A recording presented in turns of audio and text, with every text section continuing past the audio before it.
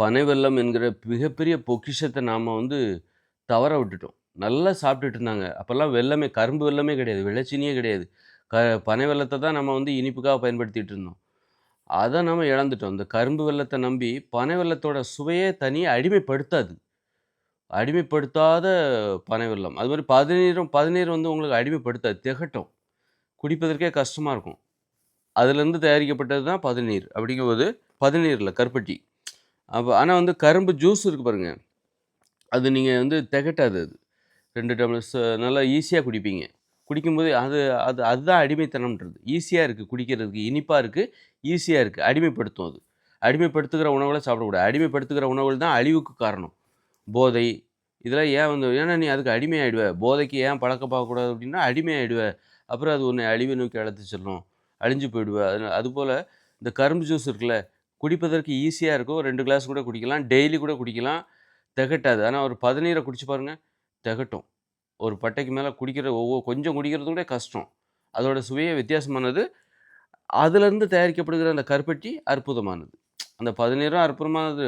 எந்த ஒரு ஆனா அந்த கரும்பு ஜூஸ் இருக்கு பாருங்க. அதிலிருந்து தயாரிக்கப்படுகிற அந்த கரும்பு வெல்லம். இது 2மே அடிமைப்படுத்தக்கூடியது.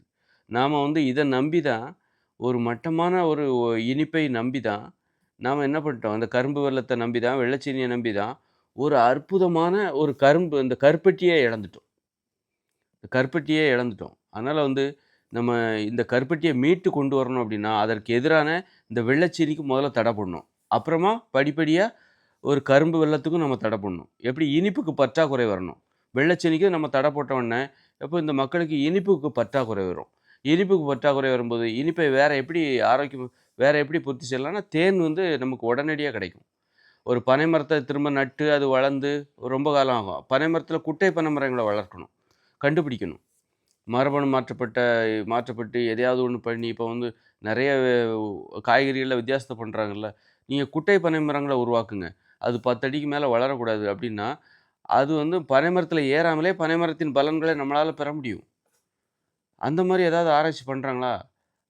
பண்ணணும். அந்த மாரி பண்ணாக்கா, பனைமரம் அது மாரி தேன் அதாவது நல்ல இனிப்புகளை அதிகப்படுத்துங்க. கெட்ட இனிப்பான வெள்ளச்சீனிக்கு தடை போடுங்க. நாட்டு சர்க்கரைக்கு அப்புறமா அத கூட தடை போட்டுக்கலாம். நாட்டு சர்க்கரையில அதை வெளுப்பாக்குகிற கெமிக்கல ஃபர்ஸ்ட்டு சேர்க்காம இருங்க. அ கெமிக்கல சேர்க்காம சுத்தமா தயார் செய்த நாட்டு வெல்லமும் உங்களை அடிமைப்படுத்தும். அது நோய்களுக்கு வரவழைக்கும். சோம்பேறித்தனத்தை ஏற்படுத்தும். அடிமைப்படுத்துகிற உணவுகள் உங்களை சோம்பேறித்தனத்தை ஏற்படுத்தும். நீங்க எந்த உணவுக்கு அடிமையாகுறீங்களோ, அத சுத்தி தான் சிந்திப்பீங்க. வேற விஷயத்த யோசிக்க மாட்டீங்க. நீங்க அரிசி, சோத்துக்கு அடிமையானீங்கன்னா, அந்த சோத்த சுத்தி தான் சிந்திப்பீங்க. அது மாரி புகைப்பிடிக்கிற அடிமைனா, புகைப்பிடிக்கிறத பத்தி தான் யோசிப்பீங்க. எப்ப பார்த்தாலும் உங்களுக்கு அது தேவைப்படும். அதான் அடிமைத்தனம்ன்றது. அது இல்லாம உங்களால இருக்க முடியாது. மதுவுக்கு அடிமையானா, மதுவ பத்தி தான் யோசிச்சுட்டே இருப்பீங்க. அதுதான் உங்களுக்கு அதுக்காகவே வேலை செய்வீங்க, சம்பாதிப்பீங்க, திரும்ப அத வாங்கி குடிப்பீங்க. அதுபோல இந்த கரும்பு வெல்லம் இருக்குல்ல, அதுக்கு நீங்க அடிமையானீங்கன்னா, அத நோக்கியே போயிட்டுருப்பீங்க. எத எடுத்தாலும் கரும்பு வெல்லம் போட்டு குடிப்பீங்க. மலிவா வேற இருக்கு. அது கஷ்டமே இல்ல. கஷ்டம் இல்லாத ஒரு இனிப்பு. அப்படின்னு சொல்லிட்டு அடிக்கடி யூஸ் பண்ணி அடிமைப்படுத்துகிற தன்மை அதுகிட்ட இருக்கு. ஆனா பனை வெல்லத்துக்கிட்ட அடிமைப்படுத்துகிற தன்மை இல்ல. அது மாரி தேன் பாருங்க எவ்வளோ இனிப்பு. அது கூட சுத்தமான தேன் உங்கள அடிமைப்படுத்தாது. அந்த இனிப்பு நல்ல இனிப்புகள அதிகப்படுத்தணும். பனை வெல்லத்தின் தேனையும் அதிகப்படுத்தினாலே போதும். நம்ம இந்த கரும்பு வெல்லம், வெள்ளச்சீனி இத நம்ம காலி பண்ணிடலாம். ஃபர்ஸ்ட்டு வெள்ளச்சீனிக்கு தடை. எப்போ மக்கள் இந்த அடிமைத்தனத்திலிருந்து விடுபடுவார்கள். சோம்பேறித்தனத்திலிருந்து விடுபடுவார்கள். அவர்கள் முடிவு நல்லதா இருக்கும். வாழ்க்கை தரம் உயர்வதற்கு தரமான உணவுகளை சாப்பிட வேண்டும். நீங்க மட்டமான உணவுகள சாப்பிட்டுட்டு வாழ்க்கை தரம் உயர்ந்துரும். பரோட்டாவெல்லாம் சாப்பிட்டா, உங்க வாழ்க்கை மட்டமா தான் இருக்கும். அதுபோல பேக்கரி உணவுகள சாப்பிட்டு சமோசா, பஜ்ஜி கிஜ்ஜின்னு உடம்புக்கு தீங்கு தருகிற மைதா உணவெல்லாம் சாப்பிட்டீங்கன்னா, உங்க வாழ்க்கை தரம் இப்போ பஜ்ஜிங்கிறது தூய்மையான கடலை மாவுல செஞ்சா நல்லது. அது எண்ணெயில போட்டிருக்காங்க. எண்ணெய் என்பது அங்கு கேடானது. அ மத்தபடி இப்போ பஜ்ஜிலயும் தூய்மையான கடலை மாவுலலாம் போட்டா பஜ்ஜி விலை குறைவா குடுக்க முடியாது. அதனால அதில நெறைய கலப்படம் பண்றாங்க. வியாபாரிகளுக்கு கட்டுப்பாடு விதிக்கணும். உணவுல இப்போ ஒரு பஜ்ஜியா, அதில கடலை மாவு தாங்க. அரிசிய சேர்க்கக்கூடாது. இந்த மாரி ஒரு உளுந்து வடையா, உளுந்து வடையில உளுந்து மட்டும் தான் இருக்கணும். அதிலயும் அரிசி சேர்க்குறானுங்க. அப்ப அதெல்லாம் சாப்பிடக்கூடாது.